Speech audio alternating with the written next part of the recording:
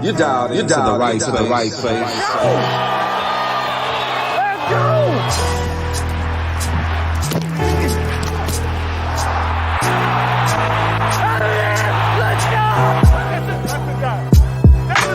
Now your host, Ryan What's going down, everybody? It's Super Bowl week. I got my guy Eric Crocker in the building, along with my man Twin Empire. We're going to be talking about the 49ers. It's Super Bowl week, man. The Niners are in Vegas. Croc just got back from Vegas, man, but it's getting real right now. Croc, how you doing, man? How was your time in Vegas, brother? It was cool. I got banged on the blackjack table. They hit me pretty good. But as far as what I was out there to do, which was the coach, and we took our kids out there from all over the 209 to Pittsburgh, Antioch. We got kids out, coming from even Frisco. So it was good, man. We competed, played against some very, very talented teams, made it really far in the top 8 out of 50 teams. So it was good, man. It was. Oh, and we went to UNLV, so I got to see all the stuff that they're doing, setting aside for the 49ers. They actually have turf practice fields, and they covered up all their turf practice fields with actual sodded grass, specifically for the 49ers. But yeah, we went to UNLV. All our kids got to meet the coaches, interact. We got to network with them, exchange numbers, things like that. But it was cool, man. It was a good Vegas visit outside of losing a decent amount of money. That's dope. So yeah, the Niners are practicing UNLV. I think the Chiefs are using the Raiders stuff. Yeah, which is funny. Division rival. Twin, how was your weekend, bro? Man, it was fun. I was with my little ones this weekend, so we just doing a lot of activities. You know how it is when you're in that daddy role. So had my kids do some construction around the house. Gave them a power driver, a tool, and have them fixing the hole in the wall. So it was fun. They thought it was exciting. You know what I mean? But I was working them at the same time. I feel it, man. But hey, next weekend we're gonna be busy. We got the Super Bowl to watch. I'm looking forward to it. It's crazy, man. The Niners are out there. It's this week, man. It's happening. So here's my question for you.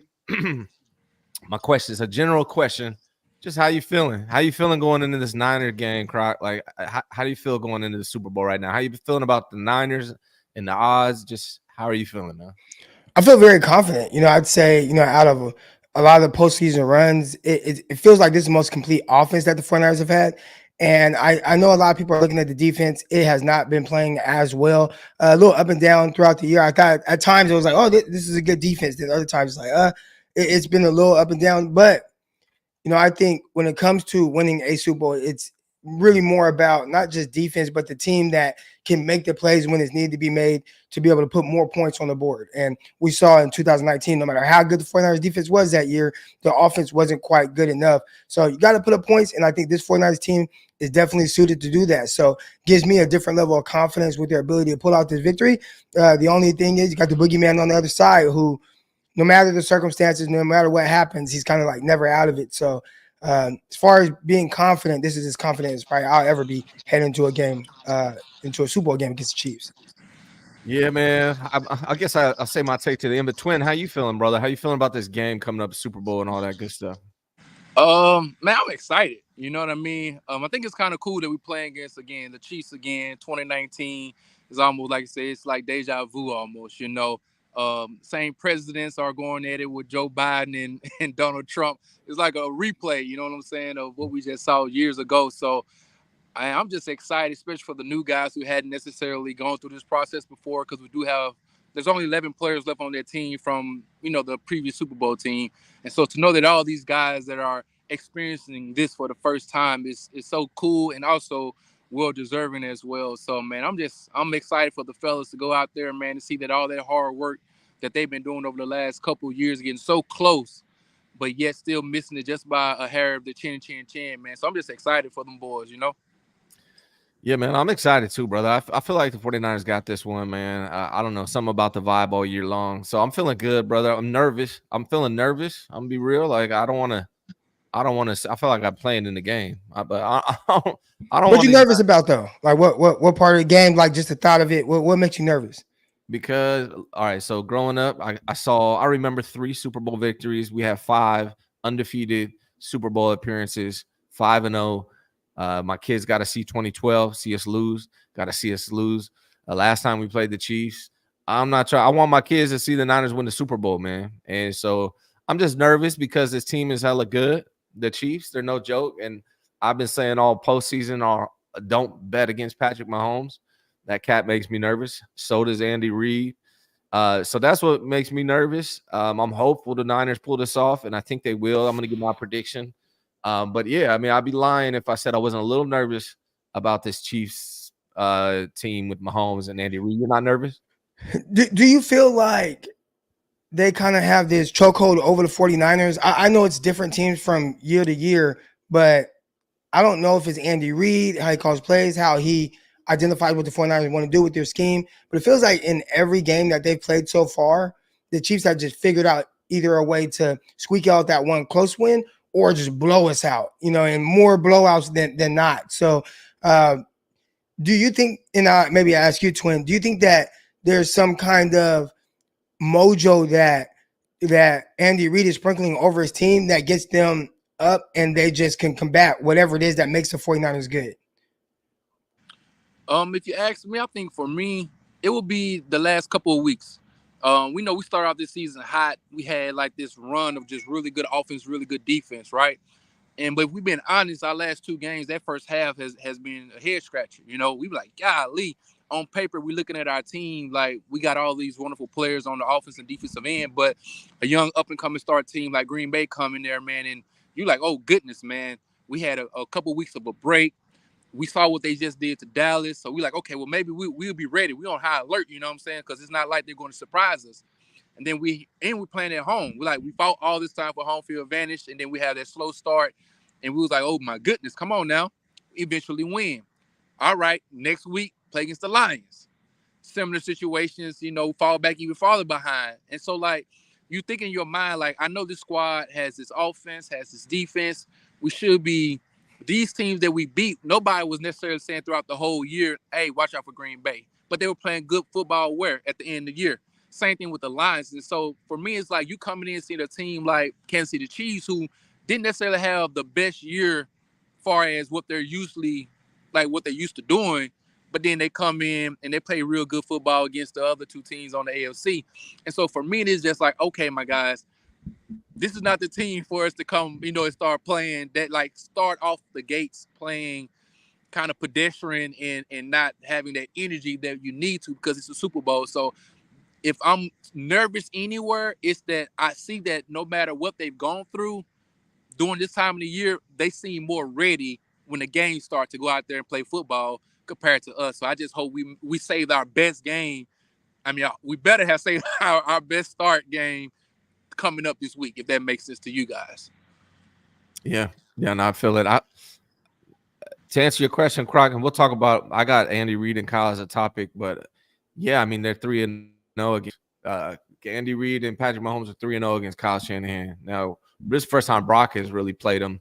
I mean, he played him last year for when he came in, but the game was over at that point. So this, there's some differences here between these teams than the last times we played them. Their defense is actually better, which makes it a little scarier to me. But we got Brock, we got CMC, so we got some different pieces as well. On paper, this 49ers team is better than any team in the NFL. So if they show up and play their best ball to their fullest potential, they should be able to win this game. The question is, will they do that? Will they wait too long to get started like they have been in these last couple of weeks? So really, they just need to get started quick. That's my thing. And Damon Dickerson hits us with a $2 super chat, says, let's go faithful, like and subscribe. Also wants to know what the most critical element of this game is. Croc, you want to answer?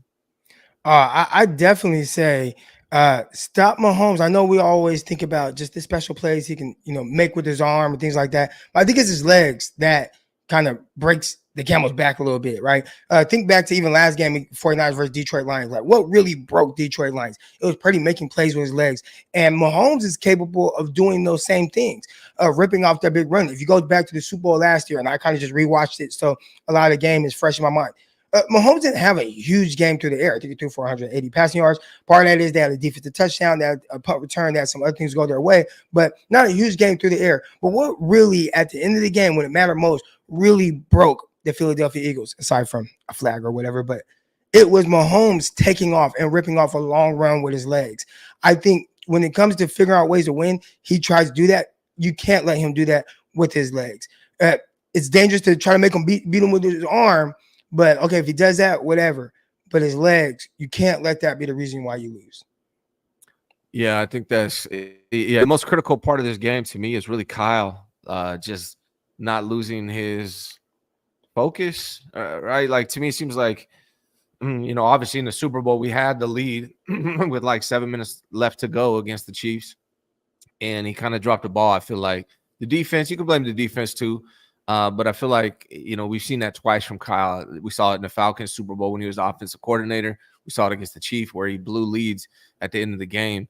And to me, that's going to be crucial. Starting fast, finishing strong, obviously big things. What's crucial? What's critical for you, Twin? I think Kyle's mentality. I think this is the opportunity to, like, whatever you had in your playbook, whatever little thing underneath your pillow that you have been waiting to use, the time is now. I like to say empty the whole clip, Kyle. Be confident in your squad. You know what I mean? You have the guys everywhere.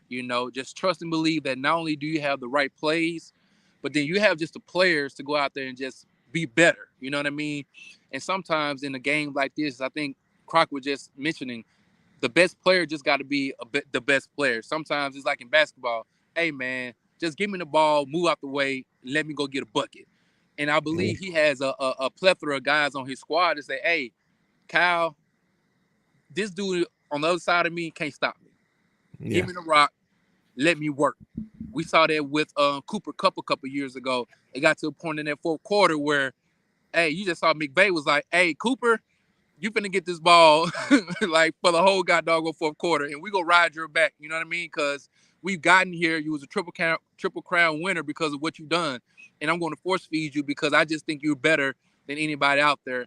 And sometimes you have to do it, and I think that's what Andy Reid tells Mahomes. At the end of the day, man, I think you're the best player out here. I'm going to trust the fact that you can go out here and get it done because there's certain things that you do above my playbook, as far as just what it is that you have inside of you and that your talents do have. And so as Kyle continues to grow in coaching, I believe that's something he allowed Brock to do that last game. That's why it was so profound. It was like, okay, Brock went outside of what Kyle was kind of restraining him to do. And then he was like, hey, Kyle, I'm finna cook real fast. And you look like, okay, Brock. And then we went and got that victory. So, hey, man, let that pit bull off the leash, and go out there and be that dog. Yeah, we talked about a little bit about, Eric or Croc asked the question, like, do the Chiefs just have a stronghold over the 49ers? And, I was looking at Kyle versus Andy, the last three meetings, or the only three meetings where Kyle was head coach of the 49ers. Andy Reid is 3-0, or the Chiefs are 3-0 against the 49ers with a point differential of 113-70. They've won 2 games by 11 and 1 game by 20 over the Niners. So I'm curious, man, I want to ask the question back to you that you asked, man, like, do you think Andy Reid has that stronghold over Kyle, man? Is he in his head, or do you think Kyle can overcome that? One thing you kind of left out a little bit, you talked about, 11-point victory. That game that Jimmy Garoppolo tore his ACL, if you guys remember, 49ers was down 35-0.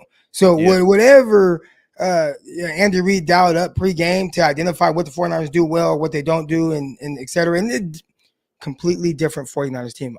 I understand that. But it just shows, like, to the detail of understanding exactly how to combat what they do. It was 35-0. Obviously, the 49ers started to come back later in that game. But I think I view it almost like what Kyle Shanahan had been to McVay for a while, right? Mm-hmm. Like just continuing to beat them. And the 49ers had won 6 straight regular season games over them, or 8 straight regular season games. And then it just took that one game for some fortunate bounces for the Rams to go their way in the NFC Championship game.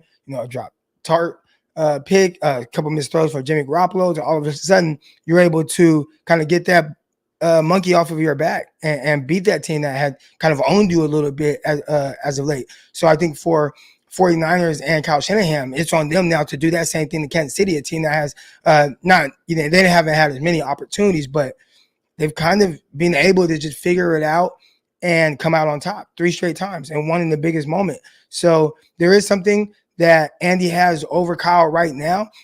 And I do believe that it's on Kyle to really figure out how to counteract that as opposed to try to embrace it. You know what I'm saying? I think that's what Kyle did. I think he like goes out and has a plan. Is like, okay, let's see if this works against them, as opposed to saying, man, we're gonna take it to these dudes, man. We're gonna take it to them. We're gonna take it to them. We're gonna beat them. This is how we're gonna do it. We're gonna go out. We're gonna dominate this way. So hopefully he goes with more of that mindset as opposed to just trying to see, oh, okay, let's see if this works. And we want to come out. We want to do this thing. Man, take it to this team. Yeah. I got some follow-ups on that too. Between what's your take on Kyle versus Andy, man? I mean, I think Crockett said it all. Also, George Kittle said it a couple weeks ago, man. Hey, I just want you guys to run outside zone, man. Listen here. Like, George Kittle was just keeping it simple. Man, he was like, we got away from what we do very well, that we know that works. And sometimes at this level, just do what you know that works and be confident in that. And sometimes, again, like, Kyle just have to get that monkey off his back, man, drop his nuts. Like my boy Croc said the other day, hey, you can't be you know what right now, Kyle. You know what I'm saying? It's time to listen here. This is not the time. I'm gonna need you to go out here and you in Vegas, so I'm gonna need you to act like you Lexington Steel or somebody, man, and go show what you got, you know what I mean? And Kyle looked ready, man. I saw him, on the bus, arriving in Vegas, and he's hat backwards. Everybody looked in good spirits. I think Kyle, with everything that everybody says about him, he's extremely confident in his ability to coach and have his team ready. So I'm not as worried about it. It just has been a little weird that the walrus-looking guy on the other side has just like took him to the woodshed and just spanked him a few times. Yeah, man, and Kyle was crazy too when you watched back from the NFC Championship game. He told John Lynch, "See you on the stage before the game." Is that new for Kyle? He's always been that like confident and cocky. I wonder, like that might seems a little new to me. Now that's what they've been saying about him. Like nobody believes in themselves like more than Kyle believes in himself, his scheme, his players. And I think part of it though is he believes so much in himself. That's when it turns into kind of like that controlling guy that we've said, he has been. Yeah. But I think his confidence in himself and his abilities to pull out a win regardless, right? I mean, they've said that about the quarterback position. Like, well, Kyle doesn't need this superstar quarterback, and he doesn't feel like he needs it. I think there was a quote in an article years ago that said, the scheme makes the quarterback doesn't make the scheme. So when you talk about confidence in themselves, I think Kyle has always had that. He might just not be mic'd up for us to hear it all the time. Yeah. Apparently, man, he went to the Lil Wayne concert, and next day you see him with his hat backwards. He's throwing up. He's feeling himself, man. Hopefully it's a good thing, brother. But what do the 49ers got to do, man? Must do this. 49ers must do this to win. Let's start with Twin. What must the 49ers do to pull this one off, man? Keep your cool. That's one thing. If you look at that Ravens game, they lost their cool. They lost their temper, and they allowed some early penalties to kind of continue to let some drives go forward. And if you look at the score, they didn't score a lot as far as the Kansas City Chiefs. But when you do assist them, and then they do score on those plays where you could have had them punting the ball or having them in third and long situations, that's the wrong team to try to have those mental mistakes. So be a disciplined team. Don't allow penalties or dumb penalties at unopportune times to kill you, and turnovers.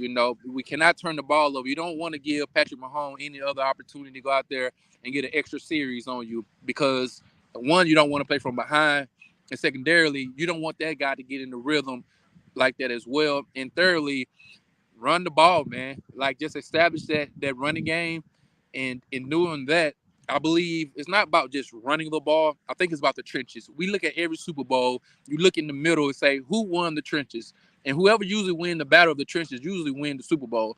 And so I do believe running that ball will say, hey, I'm standing on Trent Williams. Like, listen here, my guy. I know you've been waiting this whole time. Hey, the time is now. You know what I'm saying? Establish that dominance. Establish how that left side is a side where you're going to be productive. Like, it's similar to the tush push, as somebody once said. And we're going to sit here and say, man, we finna let y'all know that we finna smash this ball down your face, and then let CMC be who he is, and then the rest is going to be history. So that's my 2 cents on that situation. Croc, what must the Niners do, man? What must they do to win this game? Definitely, man. Don't shoot yourselves in the foot. I think that's the only way the 49ers actually lose. They play well in spurts defensively. And I'd say even throughout the season, I'd say they play well more times than not. But the offense, when they don't turn the ball over multiple times, they win. So you look at this game coming up, I don't think it's any different. I think this 49ers team is really good. I think they are built to really move the ball a lot. I think they're going to be in scoring position a lot, but it's all going to be predicated on not turning the ball over. You go back to that Baltimore Ravens game, and that was the key thing. Imagine this. If somebody would have told you, like, hey, man, you're going to play Baltimore, number 1 seed in the AFC, but you're going to turn the ball over 3 times in the first half, you would think, man, this is a blowout. But no, they were down 4 points. So imagine if you don't throw that red zone interception and you get some points. What does this game start to look like? Because there's a swing there. Imagine if, you don't continue to turn the ball over in that game. So I'd say for the 49ers, more than anything, it's take care of the rock, and obviously Brock Purdy has a big hand in that.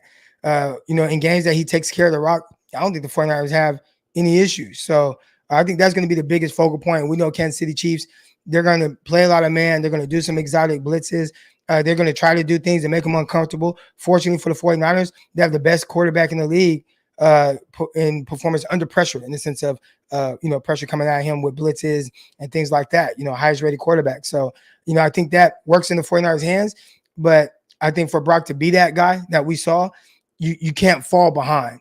Because once he falls behind, like if you fall behind and they're still pressuring him that way, that's why I think it might get a little weird for the 49ers. Croc, you're a defensive player. You made it to the NFL for playing defense. You coach defense. How do you approach this team, man? Like, how do you approach the Chiefs defensively when they got Isaiah Pacheco running the ball, Travis Kelce just being unstoppable typically, and then Patrick Mahomes, one of the greatest quarterbacks of all time? What do you focus on? How do you stop that?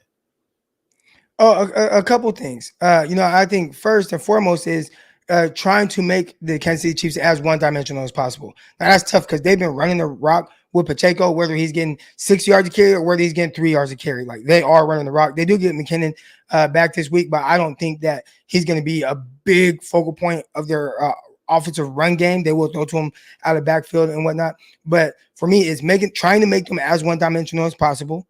All right, not letting them rip off those big runs, because we saw against the Lions, once they were able to really run the ball, now they have everything, and the 49ers are completely off balance as a defense. You don't want to be in that situation. So first and foremost, take away the run. Then now, once you can try to take away the run, you want to really make things difficult on Patrick Mahomes to find Travis Kelce. Make the others beat you. Make the Kadarius Toney or the Richie James, Rashee Rice, make Valdez Scantling, make him get multiple catches. If those guys beat you, then okay, but you can't let Kelce go crazy. So what I do, I probably run a little bit more man. I don't think that their receivers outside of Kelce really threaten you a whole lot from a cornerback's perspective, right? Rashee Rice, really good receiver. He is good, and he's grown a whole lot throughout this year, and you see him continue to build that continuity with his quarterback. But I don't think from, like, if we're talking about just twitched up, can I cover this guy in man, I think the 49ers can do well with that. Matter of fact, I might have Mooney Ward just, hey, we're going to play a little bit more man. Follow him around.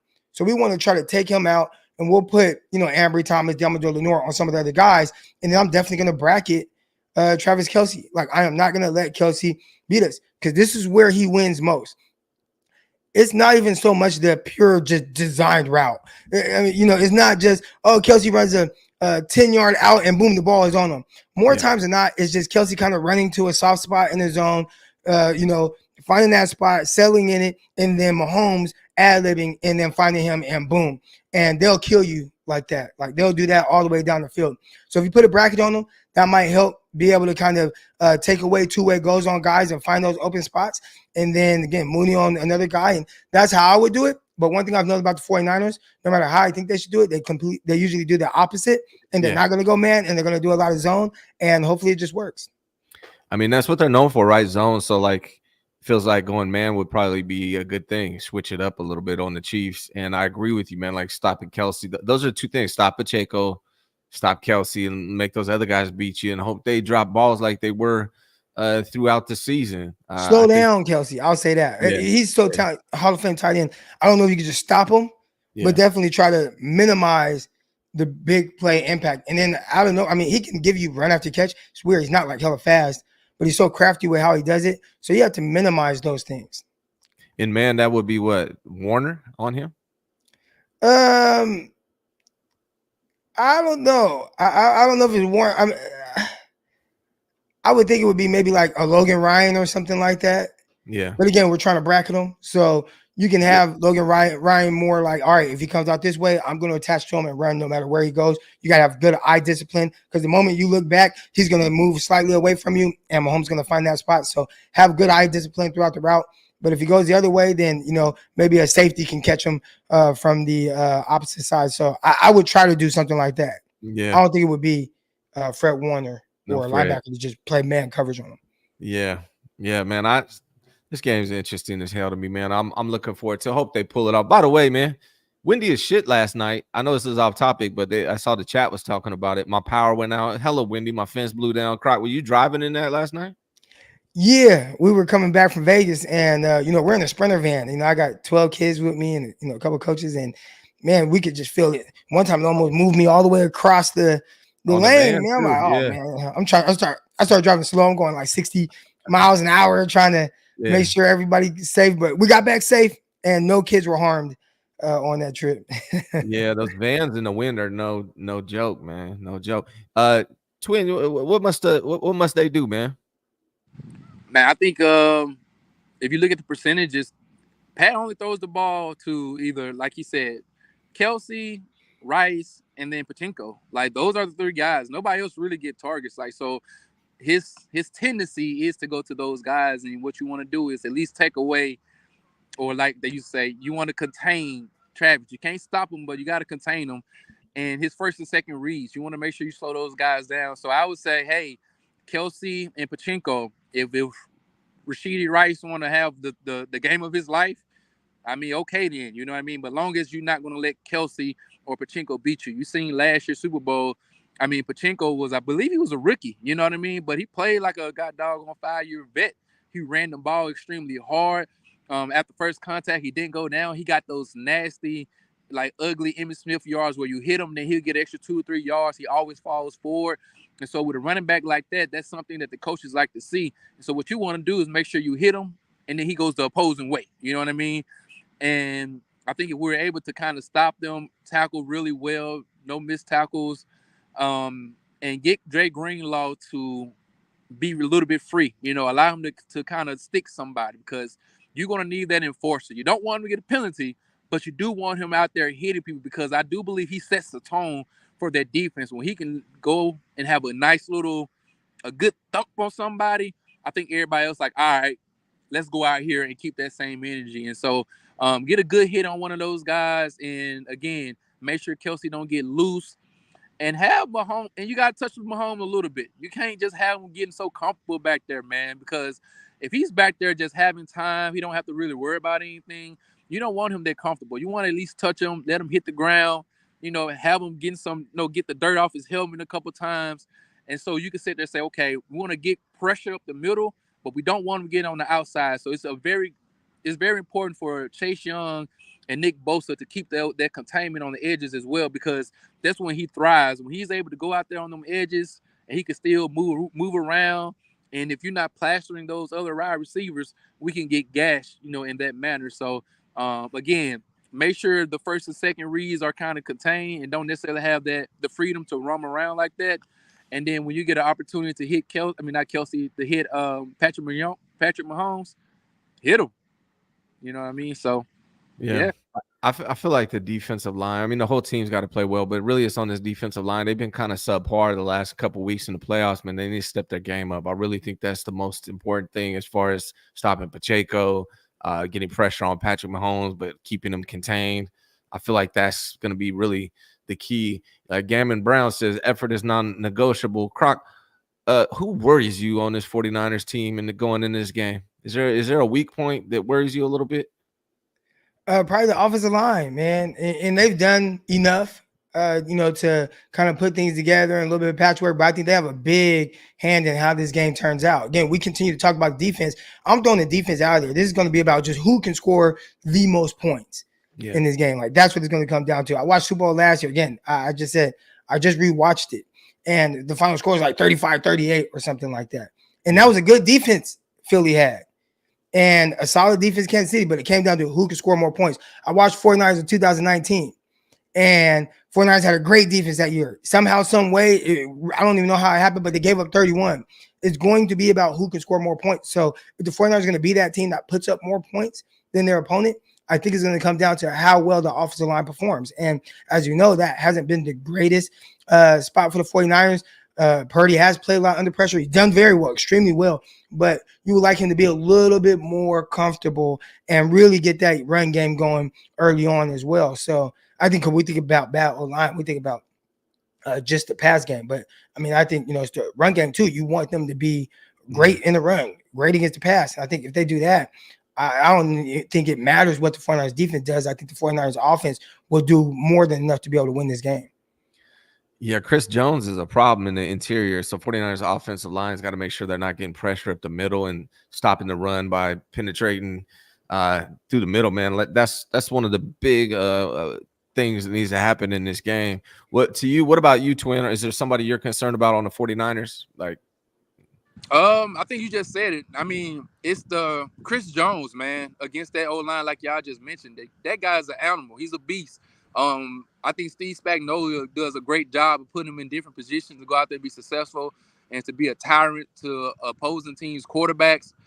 I mean, he'll line up anywhere. He'll stand up if need be. You know what I'm saying? It's like the guy is a force multiplier, man, and we got to be prepared to put him in some situations where he has to think a little bit and not play just totally off instinct. Put him in some precarious situations and allow him to kind of get lost in the shuffle, and a little bit how some teams do, like that Michael Parsons situation, but it's kind of difficult because he's a DT, but to find a way to run at him at a certain angle and kind of have these guys to kind of double team him if they can and execute far as running inside zone if you can, to kind of just let him know I'm not afraid to run at you. You know what I'm saying? And put him on his butt a couple of times. And other than that, if we have the time, because we know Brock is a time quarterback, make sure that the first couple of possessions when he's throwing that ball, a lot of times over the last couple of games, teams have been getting their hands up and tipping that ball or knocking it down. I think we need to be aware of that, because we've seen it where they don't necessarily catch the interception, but it does put us in third and long sometimes, and then we may have to punt the ball early. And especially if on first downs, we maybe throw the ball early, and then you're in second and long, and then we have to punt the ball. So you want to make sure you establish that running game. And yeah, man. So long as we do that, I think the other guys, they got a really good cornerbacks, man. I think they got some really good cornerbacks. Like, them boys are beasts. I think Croc can speak on that even more. Like, I don't think people understand how good those two guys are. And I do believe we can get them. But at the same time, I think George Kittle can eat, though. I think Kittle can go out there and eat. And I also believe Kyle Juszczyk, I love the fact that he caught two passes not in the flats last week. I mean, those passes that he caught were like very big passes and dynamic as well. And his ability to be a pass catcher coming out that backfield as a fullback, he can finally be utilized as a weapon X2 as well. And I don't think people would be prepared for him. Yeah, Croc, what do you think of their corners versus Lenore and Ward? Like, who's got the better corners? They do? I mean, I don't know. Ward was an all-pro. Lenore, really good as well. I think if he probably should have or could have been in the conversation for all-pro as a nickel guy.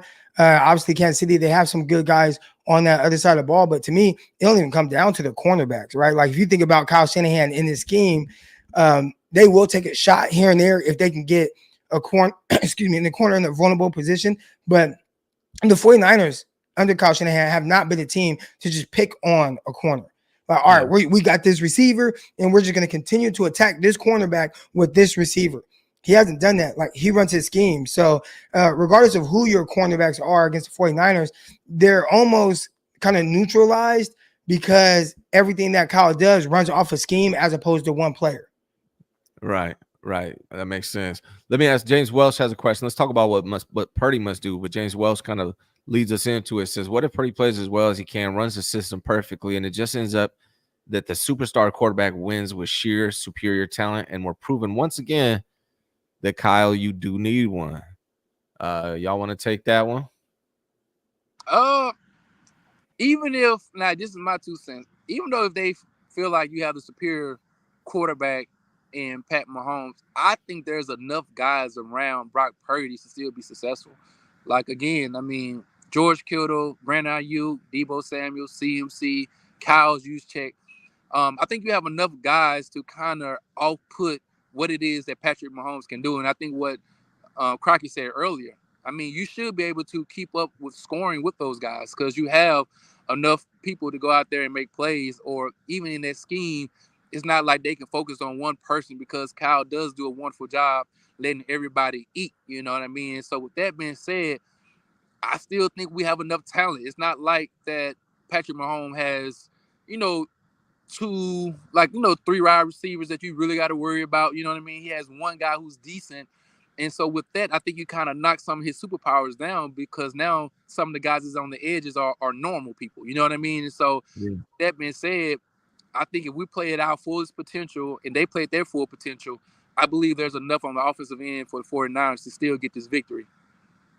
Yeah, if you look at even just the 49ers production with their pass catchers, all right, so I'm going to pull up the Detroit Lion game, and we're going to talk about just the receivers' numbers, all right, and we'll talk about kind of how they get to those numbers. So Brandon Ayuk had 68 yards, but 3 receptions. Now, he had 8 targets in different ways, and they weren't able to be consistent connecting, but 3 catches for Ayuk in that game. The guys on the outside don't have to be the most impactful, just beating a guy one-on-one. Mm-hmm. I think when the shots are there and the plays are there, then Kyle will take those shots, but it's not going to be predicated on just, all right, we got Ayuk against this corner. Let's throw him 12 targets in this game. It just won't be that. It's really more so about, all right, the linebacker, we're going to show play action. I know he's going to come down and do this. And I know in this situation, then that's going to make it to where we have the corner on the backside. Then, just cross his face at this landmark. And then Purdy, just get the ball out your hands with the timing. And it should be right there. There should be a little window and a run after catch opportunity. It's more about that as opposed to, let's say, like Cowboys. They're going to move CeeDee Lamb around, put him in the slot, put him outside, motion him to a tight split, get him free releases, and then work him that way. So like a CB1 against the Cowboys might be more beneficial, or like having a really good corner on the other side might help you more as opposed to the 49ers. So again, they'll kind of neutralize the good cornerbacks that Kansas City has. Let me ask you this. This is gonna sound crazy. It is, right? But if Brock goes out here and wins this Super Bowl, Brock Purdy, I'm looking at their stats, Brock Purdy versus Patrick Mahomes this year. And obviously stats only tell you so much. But Brock is leading in every statistic over Patrick Mahomes this year. Everyone. Record, completion percentage, passing yards average, passing yards per game, passing touchdowns, interception, passer rate, all better than Patrick Mahomes.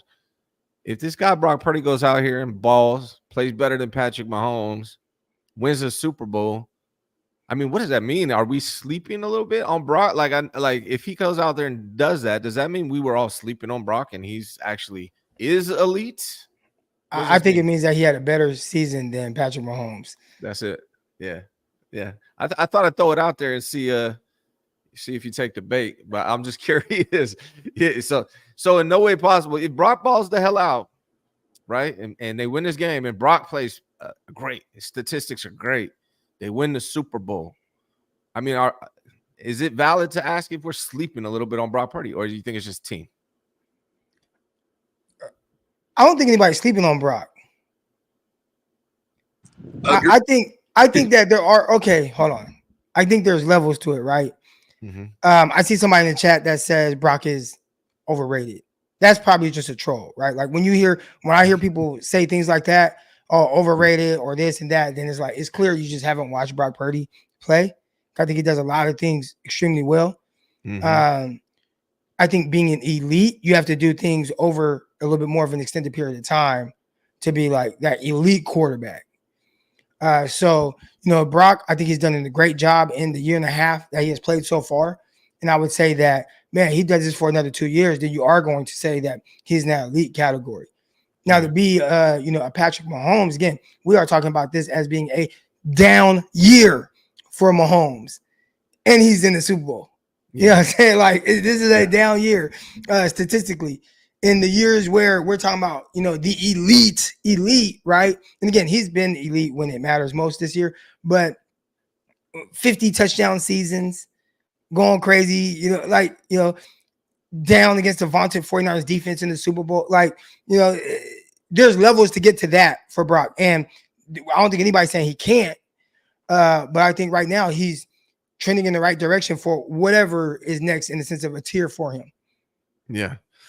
Yeah. I mean, shout out to Chiefs fan in the building. Frisco Bum Show, Mo saying F Clown.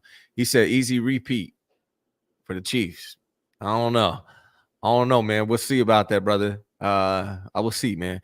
Damon says we have the better team, can't beat ourselves. Like I hear we have the better team a lot, and I think we do have, better roster, but they do have a really good defense. Their defense is better than us in a lot of ways. And they have Patrick Mahomes, and they got Andy Reid, and they got guys like Travis Kelce.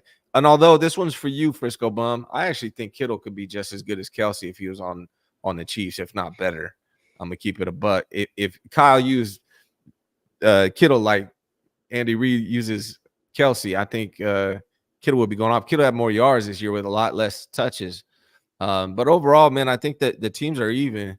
I think it's going to come down to coaching, man. I think it's going to come down to coaching and the D-line for the 49ers. I think that's what it's going to come down to. But, yeah, thanks for the super chat, man. All right, let me get your take on this, man. I'm going to try to pry one of these out of you. I need some hot takes, man. I don't know if you guys are good, if you're cool sharing a hot take, but I want to get a hot take for this Super Bowl. And I'm going to ask you for your prediction for the game as well. But either one of you guys got a hot take for this Super Bowl. Go ahead, twin. Will we be in the right mood? Yeah. Moody. You know what I'm saying? Hot take, man. This game might rely on our third round draft pick, man. I mean, our third round draft pick and Moody. You know what I'm saying? They got a hell of a kicker over there. The dude, he got a foot. You know what I mean? The hot take could be, man, this game could go down into our kicker being excellent. You know what I mean? And him out here exercising some demons in the most pressurized situation. And though he may give us all little heart palpitations and things like that, he might come through in the clutch for us. So our hot take is maybe the true Ricky takes us home, which is Moody. You know what I'm saying? And be like, hey, we all was out there holding our breath, but then he came through in the clutch, and then he pulled up his shirt. He got that Michigan M underneath there. He was like, yeah, it's the year of the Wolverines. You know what I'm saying? We like, hey, okay, it's the year of the Wolverines, and we all go turn up and we party. You know what I'm saying? Who's the MVP, twin? Before I get Croc's hot take, who's the MVP of this game? The MVP of this game.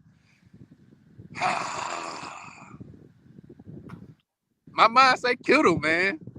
Kittle. That's the first person that came to my mind. I just saw his image looking at that stadium saying, I'm going to get back here. I don't know why I just see the image right there in my head right now, but that's the first thing popping in my mind is that image, so I'm going to say Kittle.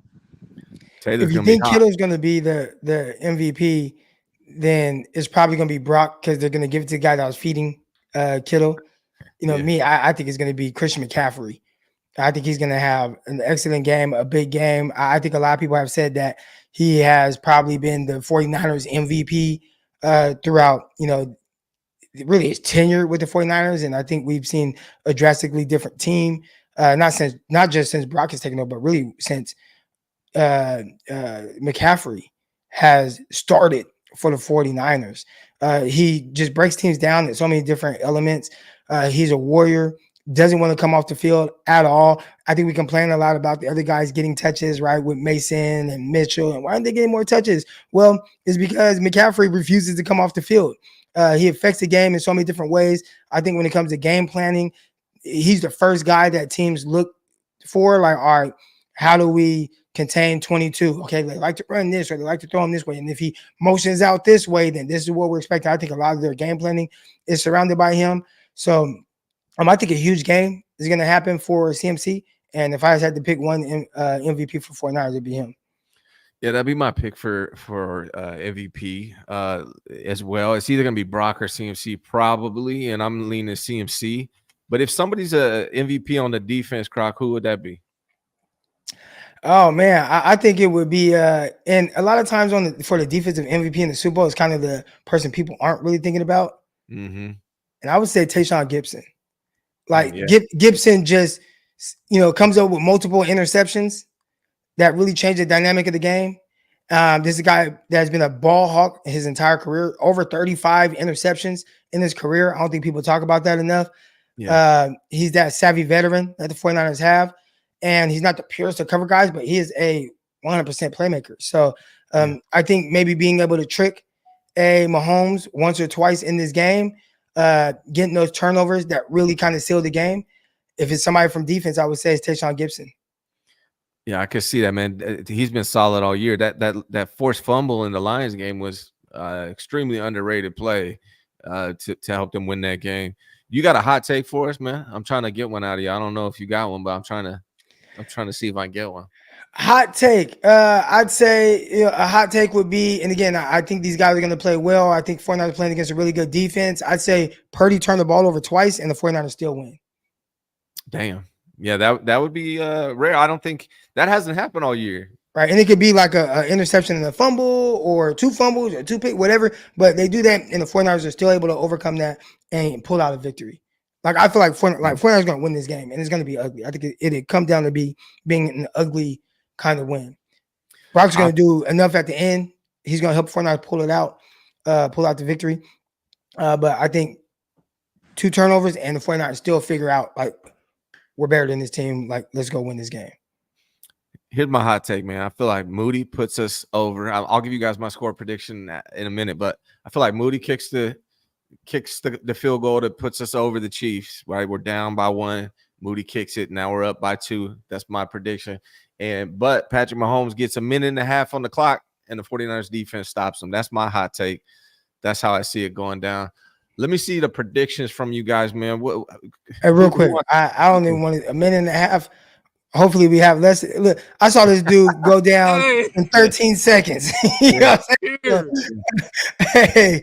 Hey, let's not lead to the defense that stop this guy with a minute and a half left, please. I feel like it's gonna happen, man. It feels like he's always in those positions, right? He always gets an opportunity to win the game, and it's scary when he's in those situations. But I feel like defense might step up, man. Maybe Chase Young steps up and gets a sack on Patrick Mahomes to ice the game. How nice would that be? Why you trying to tear all our little hearts up, man, boy? You trying to, it's already been tough the last couple of weeks, man. We're going to be over here clinching everybody, you know what I'm saying? We like, yeah, you know what I'm saying? He going to say, look, a minute and a half. I thought he would say, like, 37 seconds. My man said, how many timeouts he have, man? They got 2 timeouts, minute and a half. Oh, man. Timeout. Yeah. Defense got to stop them. They pull it off, man. It could be a Bosa game too, man. If Bosa can get at Patrick Mahomes, like he got 2 sacks last week. If you can get 3 this week, that's gonna be big as well. All right, I'm gonna go ahead. I was having like a 1994 Super Bowl. You know what I'm saying? Listen here, win smash everybody. Yeah, look, give me a break this year. You know what I'm saying? Like, yeah. I don't think it's gonna happen. But that would be great. Would you prefer? Let me ask you this before we get into the prediction. Would you prefer that, Croc, just an ass whooping, or would you prefer a close game? I prefer a win, regardless of how they have to get it. But I always tell people, I love football. Yeah, and I do enjoy watching really good games, as heartbreaking as it can be, or as great as it can be for you. So if you told me the 49ers are going to win, and I get to pick how they win, I would say, give me the close game. Like, give me the one that comes down to the wire, because that's what really gets my juices flowing. But I would not mind the blowout, that 94 Super Bowl win. They just dog a team. Like, I'll take that. Cool, let's go. But those close games are fun. I think the close games also set up storylines moving forward. There would be a big Brock Purdy versus Mahomes, and maybe we see that for years to come. But I wouldn't mind either one. That would be wild if there becomes a Purdy versus Mahomes. Man, isn't that crazy? It's why it is really wild, man, what's happened with this 49ers team and with Brock Purdy. Like when you think about his story, if he's able to win the Super Bowl this year, that's some crazy, crazy shit. Like, Hey, I'm looking at chat. Everybody's like, "Hell no, beat their ass," and I get it, but yeah. I get bored with blowouts. Like you watch, Yeah. and it's just like But it's just Brock, I think they speaking from the perspective of having Jimmy G, the hospital throws. no, but we're saying we're guaranteed to win. Like yeah, you're but telling me you're guaranteed to win. if you Yeah. guarantee, okay, Give me the close game because those are fun. Like those are exciting. Those got get everybody going. It gives the blowout wins. Yeah, they cool, but I mean the 49ers blew up Dallas Cowboys, right? And it was like, yeah, we beating y'all ass. And then by halftime, it's just like, all right, I'm over this. Like, like, okay, they just beat them. Yeah, I'm just But- talking shit on Twitter about like. Yeah, I gotta find different angles to talk trash because Yeah. when it's a blowout like that. But you have that close win, Super Bowl, you pull it out, man. Like I feel like even like the legend of Brock Purdy in that moment, right? Like it grows more. yeah, If the 49ers, let's say, okay, for everybody and you got the Brock Purdy whole thing. If it's a blowout, I don't think he'll get as much credit for it as opposed to if it's a close game.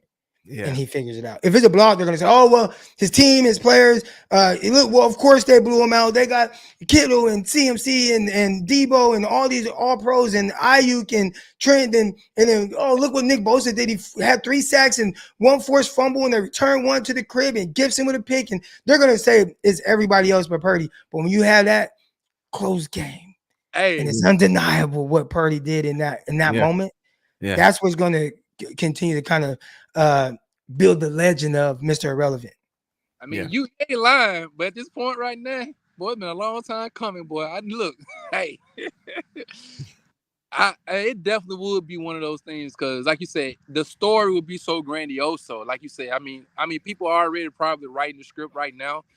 It will extend the movie, and you'll pick up off on what Jared York was talking about. I think last Friday or last Thursday at that press conference. All that would be even more magnified, like you said. I mean, again, as long as you can draw it out, if you guarantee me the W, that's fine. It's like watching. I don't know if you got kids. All y'all got kids, so sometimes you got to go to a game. You can't watch the game live, but you may get word that you won a nail biter, so you can watch it. Feeling okay because you know the results already. Yeah. Listen, I told y'all, we had a 7-on-7 tournament. We're out in Vegas, right? And we get to the elimination rounds. First round, we play premium. They're out of LA, big dogs, powerhouse, man. And we dog them. I mean, final score was like 38 or 40-6 or something like that. Like we just destroy them. And it got to a point where it was just like, all right, now the next game we played against the pink, what were they called? Anyways, they wear all this pink. They're out of Utah. A lot of little white dudes, and they are nice. Like they're nice. And it gets down, the time is running out. Boom, we score a touchdown. All we gotta do is go for the 1. If you could choose to go from a 1 from the 5 or a 2 from the 10. And you go for a 1 and we tie. My best friend, my bro, he looks at me, go for 1 or 2. And go win the game, man. Go win the game. So we go for 2. Boom, we get it. And if you look at the crowd, you look at the fans, you look at the parents, the kids, everybody like turn up. You know what I'm saying? And it's just those moments, again, it's not guaranteed, but those moments, man, feel so good. Like, you know what I'm saying? It feels so good. Yeah. So I just love that. I love that feeling. I would love a blowout, y'all. I would love a blowout. Cool, let's do it. Rock out, blow it out. But for me, there's just something about watching like good football games that come down to the end. Yeah. Hey, question for both of y'all real fast. Do y'all believe Kyle will have one of those moments where he bring out one of them plays, where he like, hey, he go risk it all a little bit and do one of them like, okay, Kyle, you going for the gusto? I hope not, man. I don't like getting too cute in the Super Bowl, man. Like the trick plays. I don't know, man. That's me. If it works, great. But if you go out there and do a trick play and it shit don't work, you look ridiculous in the Super Bowl, man. Like stick to what works. I want to get your take on this one. This is a good point. He says, how are we overlooking Debo? He's the ultimate mismatch in this game. To me, Debo and CMC combo, give her Debo MVP. I think if it's not CMC. I got CMC first, then Brock. If it's not those two, I think Debo would be my third choice for MVP. What do you guys think? Now, Debo can definitely be MVP. And, I talked about George Kittle, right? He had said George Kittle. I think when it comes down to Kittle, it's like, it might be more predicated on Brock. Like, if Kittle is going to be MVP, it's probably going to be because of Brock, so Brock will get it. But with Debo, it don't got to be Brock, right? It could be Debo catching a 3-yard, slant and taking it to the crib. It could be him taking a screen 80 yards.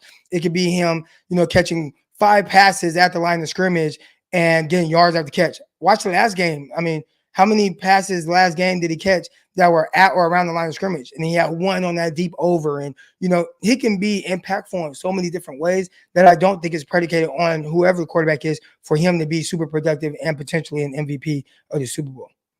Yeah, I feel like Debo's gonna run hella hard. He always runs hard, but in this game, it's gonna be something to watch. I do think CMC pulls off the MVP with 3 touchdowns and 100+ yards rushing.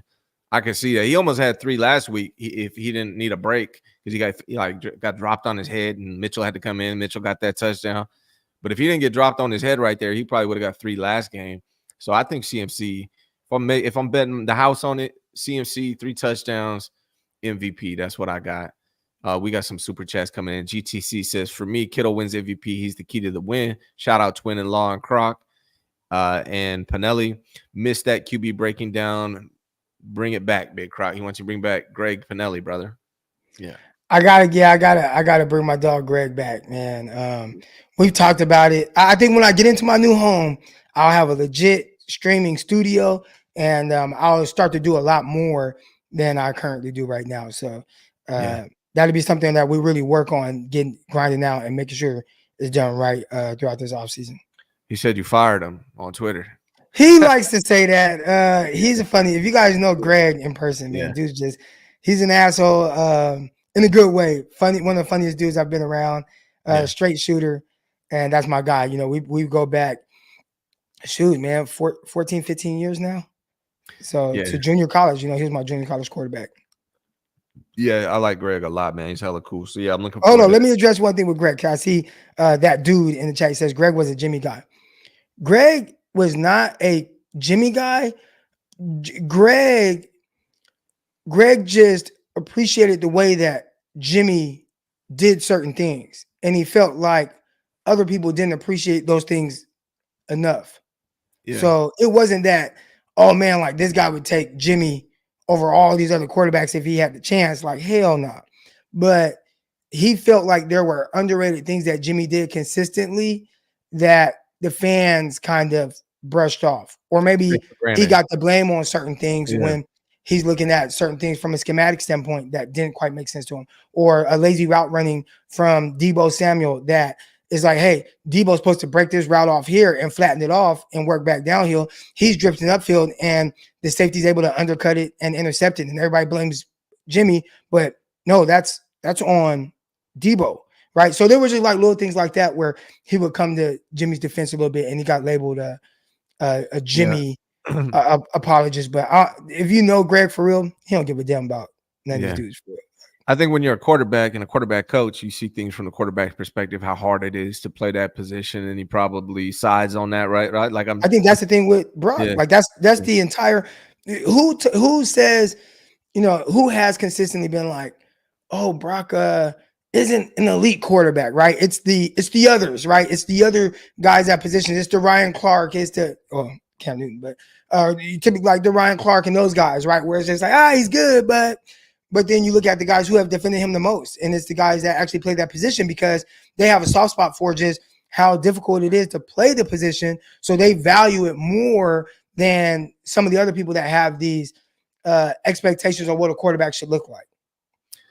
Yeah, I mean, it's kind of like when you probably defend corners than most people, So it's the same thing, right? Like exactly. Yeah. I always talk about how, oh man, just get your head around. Like, why you never? And it's like, actually he does. Like, look, but sometimes if you get there late, your clock gets sped up, and then I have to explain it. And then I turn into it, So yeah, it's similar to that.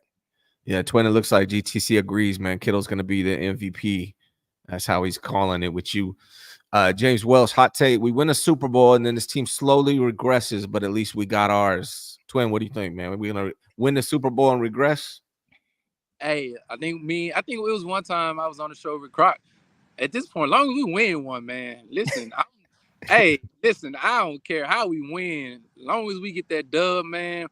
A little regression, hey, it happens sometimes. But to have the opportunity, man, to be doing a live with you guys or to celebrate, with my family and my kids, man, at this stage, with them winning, and to know how cool it would be with the content creators and all the people we've met via the digital spaces, man. It would be so cool to kind of just really embrace them and be like, hey, man, we saw all this together. You know what I mean? And we have had the heartbreak too, So to know that from the Super Bowl we lost against the Ravens and then the one that we lost, earlier against the Chiefs, and to get so close several times and to finally break through, man, listen, I would be extremely happy, man, and a little regression, but we would eat off of this for a long time because my trash talk for a lot of people, knowing that we got 6 now, and no longer stuck at 5. Oh, it's gonna be hard as hell to turn me down. That's all I'm gonna say. I'm gonna As hold long as you don't gotta wait another 30 years Yeah. for Yeah. I you feel know, like come on, man. I feel like this team is whatever they do this year, they can do it next year. Yeah. After that, we'll see because there's a lot of different contract situations gonna pop up and people retiring. Like this probably Gibson's last year. I know Trent said he'll give us another couple years, but then Brock's contract's gonna be BA's and Debo's contract gets expensive after next year. BA's contract will be fine next year, but then after that it becomes a thing. Eric Armstead, like all these guys get kind of expensive. Kittle. So I really think this year, next year, they can make a run. After that, we're gonna be testing John Lynch and Kyle Shanahan's ability to replace some really good players that have been big players on this team for years. He's gonna have to start replacing them a couple years after this. So To be honest, man, I think all he's shown is that they have the ability to do that. That's all yeah, we've seen so far. It's who goes to a Super Bowl with 2 different quarterbacks in this short span of time. You know what I'm saying? true. They've done it with multiple different running backs, right? You had like Raheem Mostert and those guys the first time. This time you got CMC. You had Debo Samuel the first year. Now you have Debo, but you also have Ayuk, and Ayuk is primed to really take over for the long haul. So I think if there's one thing that they've shown the ability to do is to be able to get to this point in the season with pretty different rosters and different ways. I mean, look at the D line from the first year. Bosa, you have Armstead, but man, D4, Buckner, those were big parts of what they're doing. Quan Alexander as a linebacker there that year.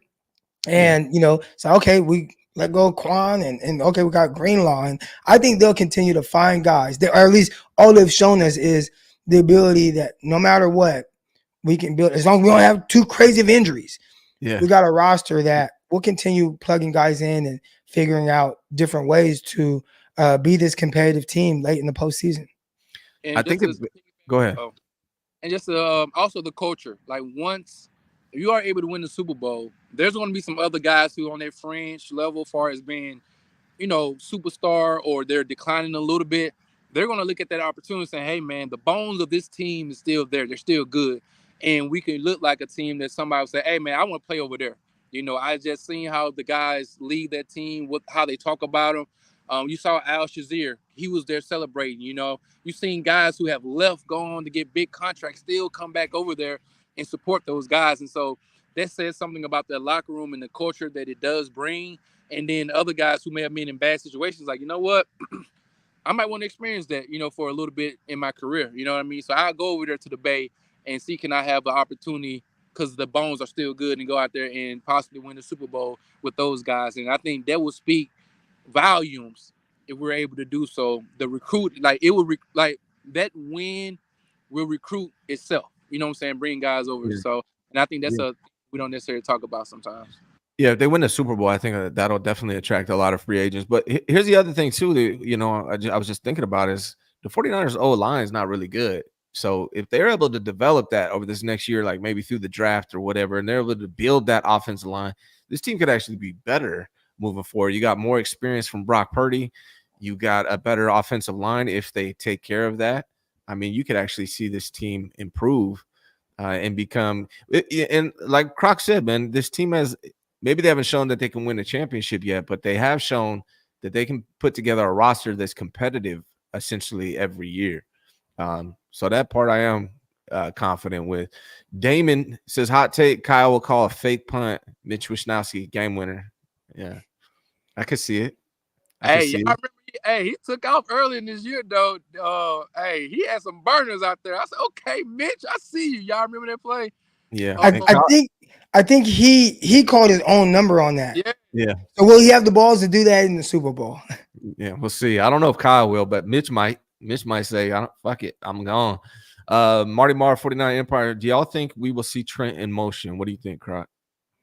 No. I think last time he got a little banged up trying to do all that. So yeah, better protect him at this point. And then, how can the Niners stop Chris Jones given the weak interior O line? Y'all got an answer for that one? That's the challenge. I don't know how you do it. Screens. offset any type of pass rush with screens. You know what? Let him go by our weak interior guys, and we get the ball out on the edge to Debo. So that's the way to try to slow up a guy like Chris Jones, who plays. I mean, he interior. They put him outside as well. He rushes from all over. And you know he got. Let me get this screens last week too. So you got to make sure. You know, you gotta change your arm. If you need to change your arm angle, do so, because he does have a good recall as far as diagnosing the play and can react quickly.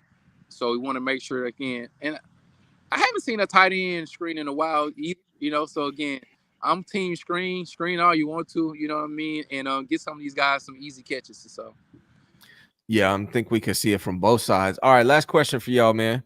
Predictions. Twin, let me start with you, man. What's your prediction for this game? Give me a score and an outcome, man. Hey, man, we get that W. I know that much. We get a dub piece. Prediction, man, honestly, it's still early. I'll say that we win close game all the way up to the third quarter, and then we break. You know what I'm saying? We kind of break it a little bit, and say, for instance, we win by 10. You know, so whether that's 24, 34, you know what I'm saying? Like something like that. But at the end of the day, you know, we get that W, you know what I'm saying? And we'll be smoking on some Zaza. Croc, what's your prediction, man, for the game? Yeah, I gotta say my predictions for a later episode this week on Locked On 49ers. Make sure y'all tune in. First of all, everybody, man, appreciate all the faithful out there. Locked On 49ers, and we look at the podcast rankings and top shows and all that. So we've been a top 15 sports podcast in the world for a little minute now, like a few weeks. That's and but the one guy that we try to be over is Matt Mayoko. You know what I'm saying? Because Locked On, we're a smaller network. There's a lot of podcasts on the network, but Mayoko is a machine. He got the 49ers behind him. They got commercials. I'll be watching the CBS, or whatever it's called, and he got it. They're showing his podcast on TV, so he got a lot behind him. So for us, it's always like, okay, how can we be a little bit above Mayoko? So the last couple of weeks, we've been above Mayoko, so that's been cool. Shout out to the faithful for everybody that listens to Locked On Pod. That's good. That's dope. Congratulations.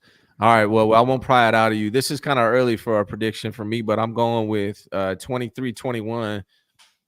49ers are going to score 3 touchdowns. Moody's going to miss an extra point. They're going to be at 20. They're going to be down 21-20, but then Moody's going to kick a field goal and put them over the top. Then they're going to hold Patrick Mahomes on with a minute and a half left, 2 timeouts. Defense is going to stop them. 49ers win the Super Bowl. That's my prediction. We'll see how it goes down. Croc, when are you going live on your show next, man? When is your next show? I'll be live. I'll be live tomorrow. Tomorrow morning, 8 a.m. Tomorrow morning, 8 a.m. Make sure you guys are liked and subscribed to Croc's channel, Twin Empire. Go on YouTube, type in Twin Empire. Make sure you subscribe to Twin. Twin, when are you going live next, bro? Man, I'm gonna try to go on this evening, man. I know there's some type of news gonna happen today, man, and just really take in. This is the last week of football, you know what I mean? And so it's bittersweet, you know what I'm saying? And so, man, it's just been cool enjoying the journey, far as the beginning of the year to now. And so I hop on there today, man. So y'all make sure you go to my channel, man. Hit the subscribe button, hit the notification bell as well, man. And I definitely appreciate it. All right, y'all. I'm gonna be on with Grant. We usually go at 11 a.m. on Monday, but he's flying to Vegas, so I'm not sure, probably like 1-ish. So tune in. Then I'll be on tomorrow 9 a.m. with Jesse. I appreciate you guys, man. Thanks for the show. Good job, man. Hey, Brock, hit me up, baby.